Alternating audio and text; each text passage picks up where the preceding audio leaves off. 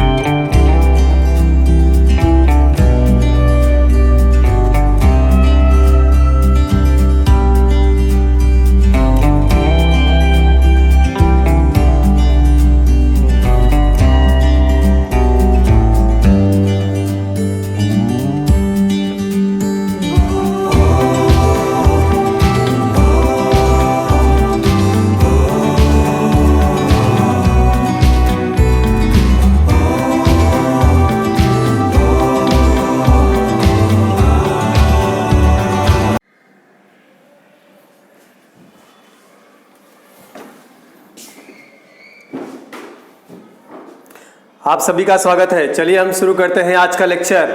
Standard 10th subject English Maharashtra board 1.5 his first flight part 1। ये part 1 नहीं है actual में, ये है पार्ट 2। यस, पार्ट 1 ऑलरेडी हमने डील किया हुआ है, जिसका लिंक मैं आपको आई बटन में दे दूंगा, वहां से आप उसको जो है कि देख सकते हैं। बाकी के वीडियो के लिंक मैं आपको डिस्क्रिप्शन बॉक्स में दे देता हूं, वहां से आप देख लीजिए। प्लेलिस्ट से जाकर भी आप वीडियोस को देख सकते हैं। और अगर आप चैनल पे पहली बार आए हैं तो सब्सक्राइब करना कतई मत भूलिएगा और अपने दोस्तों को वीडियो जरूर शेयर करिएगा अगर आपको वीडियो पसंद आए तो। चलिए शुरू करते हैं आज का लेक्चर। गाइस, इससे पहले वाले लेक्चर में हमने डील किया था पार्ट 1 के बारे में। आज हम शुरू करने जा रहे हैं part 2। Okay, let's start. The sun was now ascending the sky. सूर्य आसमान में अब बढ़ते चला जा रहा था। Blazing on his lays. Blazing मतलब तपा देना, लेज यानी चट्टानों को। जहां पर सीगल पक्षी था उस चट्टान को सूर्य की तपन पूरी तरह से तपा दे रही थी। That face the south, और उस चट्टान का मुख दक्षिणोन्मुख था, यानी दक्षिण की तरफ था। He felt the heat. Seagull पक्षी को गर्मी महसूस हो रही थी। Because क्योंकि she had not eaten since the previous nightfall, क्योंकि पिछली रात्रि से उसने कुछ खाया नहीं था, इसलिए उसको गर्मी की तपन का एहसास हो रहा था। He stepped slowly out to the brink. वो मतलब धीरे धीरे जो है कि चट्टान के किनारे तक पहुंचा। ऑफ द लेज, यानी चट्टान के किनारे तक वो धीरे धीरे चलते चलते पहुंचा। And standing on one leg, और एक पैर पर खड़ा होकर, with the other leg hidden under his wings, और दूसरा पैर पंखों के अंदर मतलब छिपा कर, यानी पंखों के अंदर लेकर, ही क्लोज्ड वन आई, उसने अपनी एक आंख बंद की, देन द अदर, उसके बाद दूसरी आंख भी बंद की, एंड प्रिटेंडेड, और दिखाने लगा, टू बी फॉलिंग अस्लीप, कि जैसे वो सो रहा है। स्टिल, इसके बावजूद भी, they took no notice of him, इसके बावजूद भी वे लोग सीगल पक्षी के ऊपर बिल्कुल भी ध्यान नहीं दे रहे थे। कौन लोग? यस, दो भाई बहन, माँ और पिताजी। इसके बारे में मैंने पूरा ऑलरेडी आपको पार्ट 1 में बता दिया है। अगर आपने पार्ट 1 मिस कर दिया है तो प्लीज आप आई बटन से, नहीं तो चैनल से जाकर आप प्लेलिस्ट वगैरह से देख सकते हैं उसको। He saw his two brothers and his sister lying on the plateau. उसने देखा कि उसके जो भाई और बहन थे वो लोग पठार पर dosing with their heads sunk into their next. जहां पर पठार पे थे वहां पर वो उसके भाई और बहन अपने सिरों को अपनी गर्दनों के अंदर छुपा लिए थे।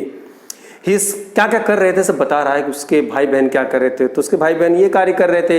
हिज फादर वॉज प्रीनिंग, यानी चोंच से पंख को संवारना, preening the feathers on his white back. जो सफेद जो है कि उनका पंख था उनके पिताजी का, वो उसको जो है अपने पीछे साइड में जो रहता नहीं क्या, सिगल पक्षी के पीछे साइड में जो पंख लगे हुए थे उन पंखों को वो संवारने में लगे हुए थे।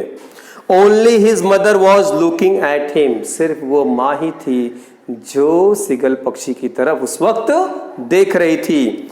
सी was standing on a little high hump, उनकी माँ कहां पर खड़ी हुई थी?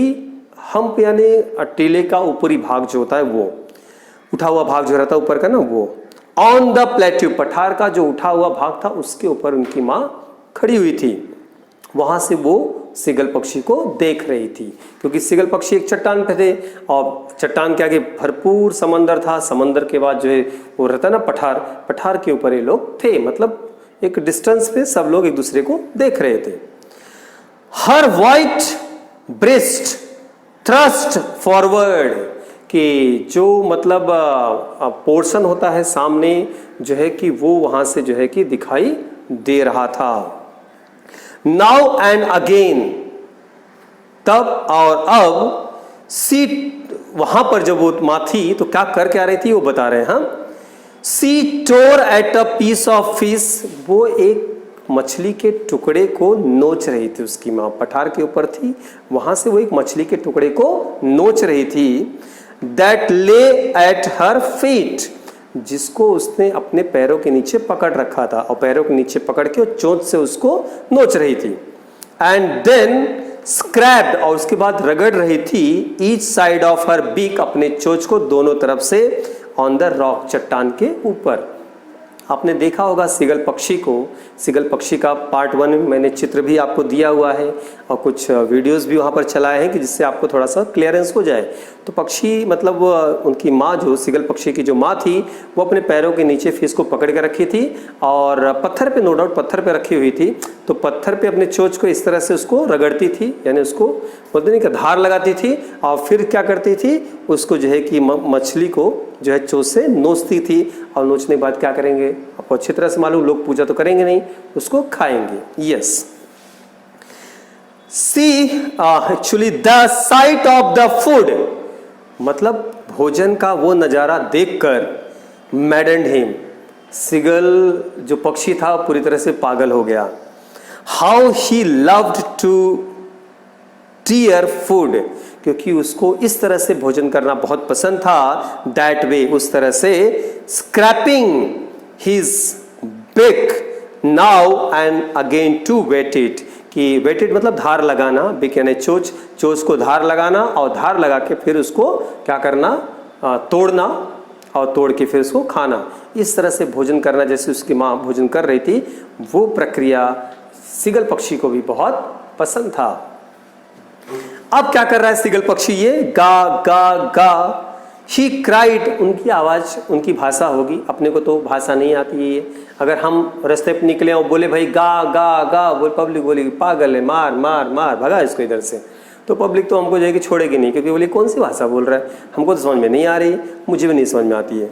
गा गा गा, इस तरह से वो सिगल पक्षी जो है, ही क्राइड, वो चिल्लाया, बेगिंग यानी मांग रहा था, एक तरह से भीख जैसे बोलते हैं, बेगिंग करना यानी भीख मांगना, जैसे भीख मांग रहा था वो, हर अपनी माँ से, to bring him some food, की उसके लिए भी कुछ भोजन लाया जाए। याद रखिएगा, भूखे पेट भजन होई ना गोपाला, अगर पेट भूखा है तो कुछ भी अच्छा लगने वाला नहीं है। देखा होगा अपने बच्चे रोते रहते, एक निवाला खा लिए, रोते रहते, एक निवाला खा लिए, भूखे पेट तो कुछ भी नहीं होता भाई। तो माँ से बेग कर रहा है कि मेरे लिए भी कुछ भोजन लेकर आप आइए। हाँ, ग्वाओ कॉल आ, ये भी एक भाषा है, ग्वाओ कॉल आ, अगर हम इस तरह से भाषा बोलेंगे तो सोच ली पब्लिक अपने पर क्या करेगी, दौड़ाएगी। इसलिए हम इस प्रकार की भाषाओं का इस्तेमाल बाहर समाज के अंदर ना करें please. She screamed back, yes, derisively, मतलब स्क्रीम यानी चिल्ला, वो चिल्ला के इसका फिर से क्या कर रही थी, उपहास कर रही थी, क्योंकि माँ पिताजी आए थे इसको लेने के लिए, बोले थे चल हमारे साथ। ये यही जो है कि चलने को तैयार नहीं था, डरपोक बैठा था वहां पे, तो अभी वो चिल्ला के इसका उपहास कर रही थी कि जा नहीं लाती।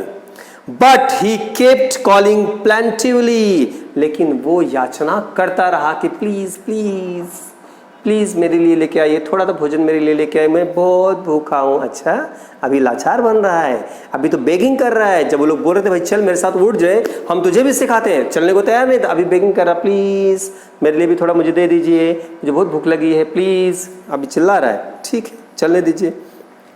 एंड आफ्टर अ मिनट, लेकिन 1 मिनट के बाद, और so he uttered a joyful scream, वो बहुत खुश हो गया। कुछ तो अच्छा हुआ है, वो बहुत खुश हो गया, 1 मिनट लगा नहीं, वो बहुत खुश हो गया। His mother had picked up a piece of the fish, क्योंकि उसकी माँ ने फिश का एक टुकड़ा लिया है, and was flying across to him with it, और फिश का टुकड़ा लेकर इसी की तरफ उड़ के आ रही है। अब इसको यकीन हो गया कि माँ तो आ रही है, अब भोजन मिलने वाला है। He leaned out eagerly, बड़ी उत्सुकता के ही साथ वो जो है कि वो मतलब चाह रहा था कि जितनी मतलब बहुत जल्दी ही वहां पर पहुंचने की वो कोशिश करने लगा। टैपिंग, चलना चालू किया, tapping the rock with his feet, वो पत्थरों पे इस तरह से उड़ उड़ के चलना चालू किया। ट्राइंग टू गेट नियरर, अपनी तरफ से कोशिश और कर रहा था कि माँ उधर से आ रही तो मैं इधर से माँ के नजदीक जाऊं। Nearer to her as she flew across, जैसे माँ वहां से निकली इसकी तरफ आने के लिए, ये भी अपनी तरफ से आगे आगे आगे बढ़ना चालू कर दिया कि माँ की तरफ मैं भी जाऊं। देखिएगा, but when she was just opposite to him, जैसे ही माँ सिगल पक्षी के सामने आ गई, सी हॉल्टेड, माँ वहां रुक गई। हर विंग्स मोशनलेस, माँ के पंख शांत हो गए। The piece of fish in her beak, माँ के चोंच में जो फिश का यानी मछली का टुकड़ा था, almost within reach of his beak, वो लगभग पास में आ गया था किसके, सिगल पक्षी के। अब बस वो भोजन सिगल पक्षी को मिलने वाला ही था। He waited a moment in surprise, वो भी रुक गया कि मतलब आश्चर्यचकित होकर कि माँ रुक क्यों गई है। वॉन्डरिंग, मतलब आश्चर्यचकित हुआ। Why she did not come nearer, कि माँ और नजदीक मेरे क्यों नहीं आ रही है। एंड देन मेडेंड बाई हंगर, और कहते नहीं का वो भूख से और पागल हो चुका था। एक तो सामने भोजन पड़ा हुआ है और पिछली रात से कुछ खाया नहीं है, ऊपर से कितनी मतलब तड़प रहा था वो भूख से, मैं पागल हो चुका था। ही डाइव्ड एट द फिश, वो मछली के ऊपर टूट पड़ा। विथ अ लाउड स्क्रीम, जोर से चीखते हुए, he fell outwards and downward into space, भागते भागते जब मछली के ऊपर वो कूदा तो उसे इस बात का भी एहसास नहीं था कि पत्थर से जब वो कूदा है तो नीचे की तरफ गिर चुका है वो। मतलब मां आगे थी तो उसे इस बात का एहसास ही नहीं हुआ कि मतलब इतनी स्पीड पकड़ी हो कि वो जाके क्या किया, डाइव कर गया हो। मतलब जो जिस चीज से वो डर रहा था, वही जिस डाइव मारने के लिए वो डर रहा था, वही डाइव उसने लगा दी। जोर से चीखा वो। कहता है yes, maddened by hunger he dived at the fish with a loud scream, he fell outwards and downwards into space. Then a monstrous terror, भयंकर डर में seized him, उसके अंदर जब वो गिरा है तो भयंकर डर समा गया है। And his heart stood still, उसका हृदय एकदम हिलना बंद हो गया है, शांत हो गया है, स्थिर हो गया है। He could hear nothing, उसको कुछ भी सुनाई नहीं दे रहा है। जब व्यक्ति ऊंचाई से नीचे गिरेगा ना, उसका यही हालत होता है। यस 100%। कभी छलांग लगाएं और गिरे तो अक्सर ये गड़बड़ियाँ हो जाती है। But it only lasted a minute, लेकिन ये बस क्षणिक मात्र का था।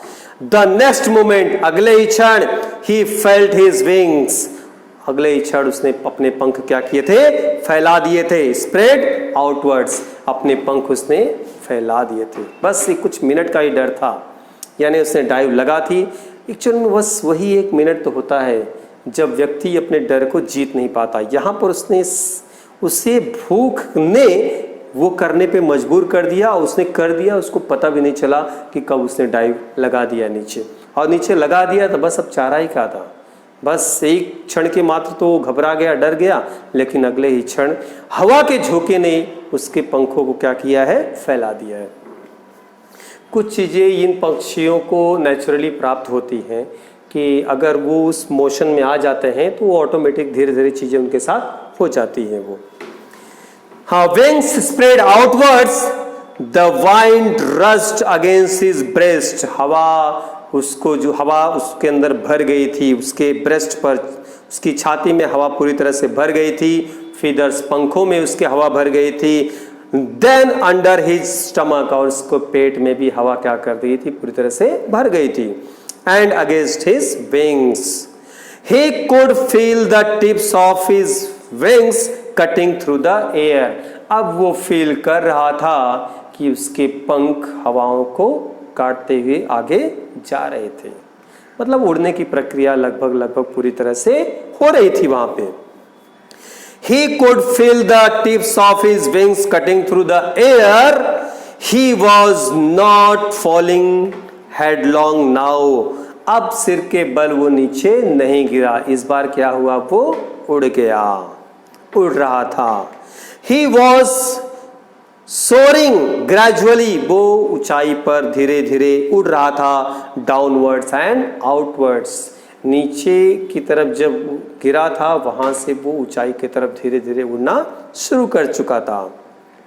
He was no longer afraid, अब उसे किसी भी बात का डर नहीं था। डर तो सिर्फ तब तक होता है जब तक वो कार्य हम करते नहीं। एक बार वो कार्य हमने कर दिया तो डर हमारे अंदर से निकल गया। मैंने बोला ना, एक बार अपन ने साइकिल चला दिया तो फिर हम साइकिल चला दिए, एक बार हमने बाइक स्टार्ट कर दी, लेके चल निकले तो फिर चल निकले। फिर बस प्रैक्टिस की जरूरत है, जितनी बेहतरीन हम प्रैक्टिस करेंगे उतना बेहतरीन हम आगे बढ़ते चले जाएंगे। He was no longer afraid, he just felt a bit dizzy. Dizzy मतलब चक्कर आना, उसे स्लाइटली थोड़ा सा चक्कर जरूर आ रहा था, लेकिन इस बार उसने डाइव लगा के आगे बढ़ चुका था। छोटा सा एक समरी पार्ट 2 का, जब वो सूर्य तेजी से मतलब चढ़ रहे थे ऊपर, तो ये निकला अपने जो है कि घोंसले से बाहर और महसूस किया कर उसने देखा भी कि उसके परिवार वाले सब लोग जो है वहाँ पर आराम से जो है उड़ रहे हैं, सब भोजन खा रहे हैं। इसने एक्टिंग तो जरूर की थी कि हाँ भाई मुझे भी इतना कुछ फ़र्क नहीं पड़ रहा है, जो है कि मैं भी जस्ट सो ही रहा हूँ, मुझे बड़े आनंद में हूँ। लेकिन जब इस पर किसी ने नहीं ध्यान दिया, और भूख तो भाई को लगी थी अच्छी से, तो मतलब इसने सोचा कि भाई लोग मुझे भी देख रहे हैं, लेकिन किसी ने ध्यान नहीं दिया। सब लोग भाई बहन अपने मगन, पिताजी अपने मगन, माँ ने जो है ध्यान दिया, तो माँ से इसने प्रार्थना की कि माँ जो है कि मुझे भी भोजन दो। पहले तो नहीं चिल्लाई, लेकिन बाद में लेकर आई। लेकिन माँ ने कुछ ऐसे कार्य किए वहाँ पर कि अपने बेटे को जो है उड़ना सिखा ही दिया, क्योंकि वो लालच दिया उन्होंने, उसकी लालच में तू आगे आएगा, एक बार नीचे गिरेगा तो अपने आप जो जैसे तो फैलाएगा नहीं, वो तो नेचुरल टैलेंट, नेचुरल गुणधर्म उनके अंदर होता है, वहाँ से ऑटोमेटिक उड़ना वो शुरू कर देंगे। और बिल्कुल भी इनके साथ भी यहाँ पर यही हुआ है। गाइस याद रखिएगा कि कहते नहीं क्या कि यही है डर के आगे जीत है। अगर हम डर से जीत गए तो 100% हम बहुत बेस्ट करेंगे हमारे लाइफ में, हम बहुत अच्छा करेंगे। और उम्मीद करता हूँ कि आप भी अपने लाइफ में आगे आने वाले समय में बहुत बेहतरीन, बहुत अच्छा और बहुत बेस्ट करने वाले हैं। 101%। याद रखिएगा, ऊपर से नीचे छलांग इन्होंने लगाई थी, आप मत लगाइएगा, क्योंकि कई बार ऐसा होता है कि हम जो है कि मस्ती करते करते हम लोग ऐसे कार्य कर देते हैं, पैर और टूट गया तो गड़बड़ हो जाएगा। जो है कि मतलब अक्सर चलो ठीक है हम भी उड़ लेते हैं ऊपर से, ऐसा कोई उड़ने का प्रोग्राम आप मत कीजिएगा, क्योंकि हम इंसान हैं, हमारे पास वो क्षमता नहीं है कि हम जैसे नीचे कूदेंगे तो हम भी उड़ना चालू कर देंगे, ऐसा कुछ नहीं होगा। वो सिर्फ उन्हीं को ही वो गुणधर्म प्राप्त है, पक्षी वर्ग को, हमको नहीं प्राप्त है। हमको जो प्राप्त है हम उसमें कार्य करें और आप बेहतरीन ढंग से अपनी स्टडी करिए, अच्छा बढ़िया करिए। मिलते हैं अगले लेक्चर में पार्ट थर्ड में देखते हैं, वहाँ पर इसकी क्लोजिंग करते हैं। 3 पार्ट्स में ऑलमोस्ट मैं ख़त्म करने की कोशिश करूँगा। तब तक आप बहुत अच्छे से अपनी पढ़ाई करते रहिएगा। बहुत बहुत शुक्रिया, बहुत बहुत धन्यवाद आपका। जय हिंद, जय महाराष्ट्र।